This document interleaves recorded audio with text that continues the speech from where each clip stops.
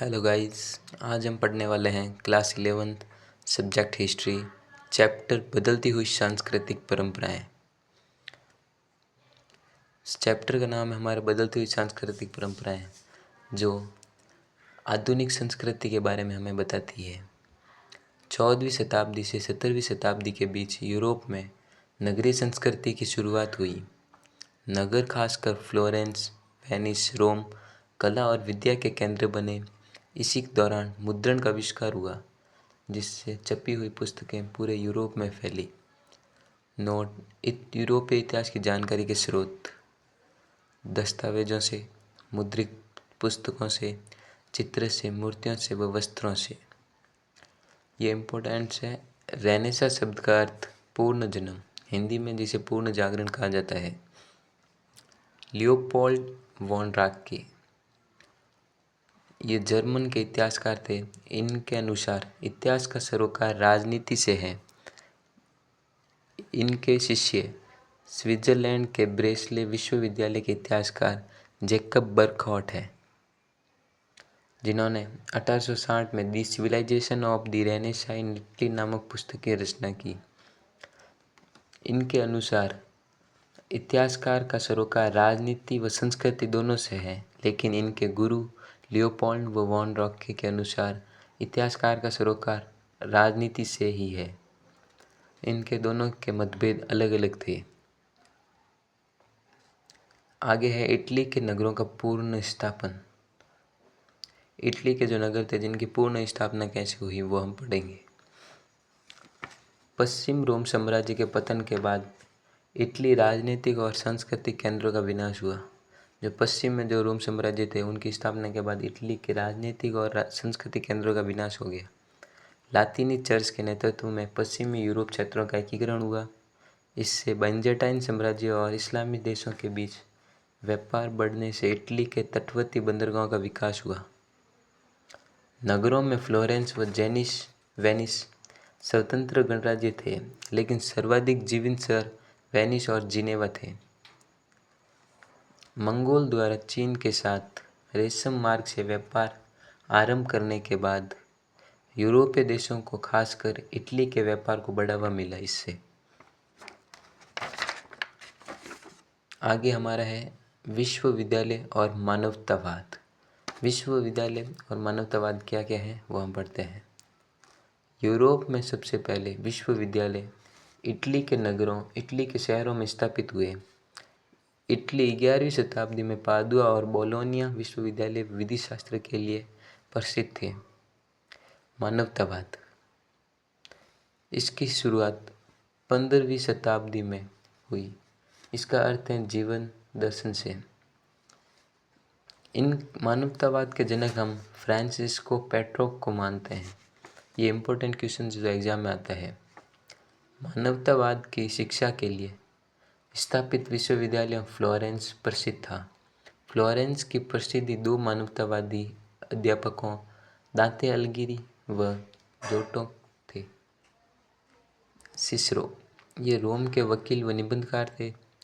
इन्होंने ह्यूमैनिटाइज, जिसको ह्यूमैनिटीज शब्द बना है जिसे हम उपयोग में लेते हैं, वो उन्होंने बनाया। इतिहास का मानवतावादी दृष्टिकोण। मानवतावादी मानते थे कि रोमन साम्राज्य के पतन के बाद अंधकार युग प्रारंभ हो गया है। इसी कारण यूरोप में 14वीं शताब्दी के बाद नए युग का प्रारंभ हुआ। विज्ञान और दर्शन अरबियों का योगदान। मध्यकाल में ईसाई चर्चों और मठों के विद्वान यूनानी और रोमन विद्वान की कृतियां से परिचित थे। 14वीं शताब्दी में अनेक विद्वानों ने प्लेटो व अरस्तु के ग्रंथों के अनुवादों को पढ़ना शुरू किया। पांडुलिपियों का भी अनुवाद किया। अरबी भाषा में प्लेटो को अफलातून व एरिस्टोटिल को अरस्तु के नाम से जाना जाता था। ये इम्पोर्टेंट नाम है।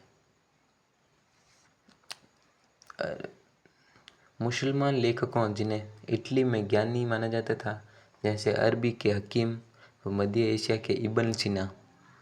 एक क्वेश्चन आपका आ सकता है कि आयुर्विज्ञान विश्वकोश के लेखक किन्हें कहा जाता है।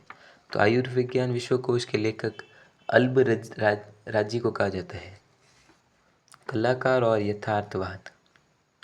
मानवतावादी विचारों को फैलाने में औपचारिक शिक्षा के साथ साथ कला, वास्तुकला और ग्रंथों का भी योगदान है। 1416 में दोनातलो ने सजीव मूर्तियों बनाकर एक नई परंपरा स्थापित की। बेल्जियम मूल के आंड्रियस वेसेलियस पादुआ विश्वविद्यालय में आयुर्विज्ञान के प्राध्यापक थे। ये पहले व्यक्ति थे जिन्होंने सूक्ष्म परीक्षण के लिए मनुष्य के शरीर की चीड़-फाड़ की। लियोनार्डो दा विंची वनस्पति विज्ञान में रुचि रखने वाले एक चर्चित कलाकार थे। इनके द्वारा दो प्रसिद्ध चित्रों का निर्माण किया गया, पहला मोनालिसा व दूसरा द लास्ट सपर। वास्तुकला माइकल एंजेलो बुनआनारोतो एक कुशल चित्रकार, मूर्तिकार एवं वास्तुकार थे। इन्होंने दी पाइटा नामक प्रतिमा व सेंट पीटर गिरजे के गुंबद का डिज़ाइन किया। आपके ईयरली एग्जाम में ऑब्जेक्टिव क्वेश्चंस या रिक्त स्थान में मोनालिसा व द लास्ट सपर के चित्रकार कौन थे, ये क्वेश्चन आ सकता है। या फिर आपके आ सकता है दी पाइटा नामक पुस्तक के रचयिता कौन है। प्रथम मुद्रित पुस्तक है। 1455 ईस्वी में जर्मन मूल के जोहानेस गुटेनबर्ग ने पहले छापेखाने का निर्माण किया। इनकी पहली छापी गई पुस्तक 1455 में बाइबिल थी, जिसकी 150 प्रतियां भी छपी हुई हैं। वेनिस के मानवतावादी विचारक फ्रेंस्को बर्बरो ने अपनी पुस्तक में संपत्ति प्राप्त करने के कोई विशेष गुण बताकर उसका समर्थन किया। लॉरेंस वल्ला ने अपनी पुस्तक ऑन प्लेजर में भोग विलास पर ईसाई धर्म के द्वारा लगाई गई निषेधाज्ञा की आलोचना की। ऑन प्लेजर पुस्तक के रचयिता कौन है, ये सारे क्वेश्चंस आपके रिक्त स्थान में आ सकते हैं। महिलाओं की आकांक्षाएं, महिलाओं की क्या क्या आकांक्षाएं थी वो हम पढ़ते हैं अभी। वैदिकता और नागरिकता के नए विचारों से महिलाओं को दूर रखा जाता था। अभिजात व समान परिवारों में पुरुषों का प्रभुत्व था और घर के निर्णय भी पुरुषों के द्वारा ही लिए जाते थे। उस समय लड़कों को ही शिक्षा दी जाती थी। महिलाएं अपने पति को कारोबार के साथ राय भी नहीं दे सकती। वेनिस निवासी एक महिला विद्वान कसांद्रा फैदले ने लिखा कि प्रत्येक महिला को समस्त प्रकार की शिक्षा प्राप्त करने की इच्छा रखनी चाहिए। वह एक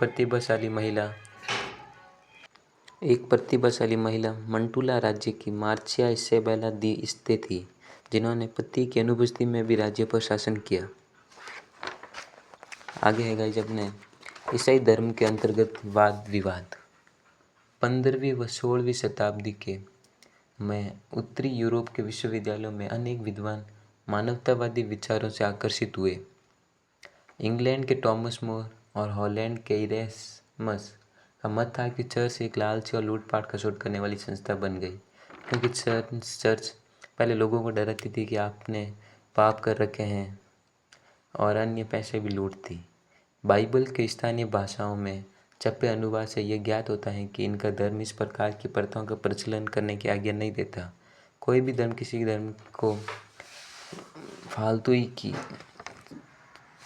आलोचना करने की आज्ञा नहीं देता है। 1517 ईस्वी में एक जर्मन भिक्षु मार्टिन लूथर ने कैथोलिक चर्चों के विरुद्ध अभियान चलाए। इनका तर्क था कि मनुष्य को ईश्वर से संपर्क स्थापित करने के लिए पादरी की आवश्यकता नहीं है। इसी आंदोलन को प्रोटेस्टेंट सुधारकवाद नाम दिया गया।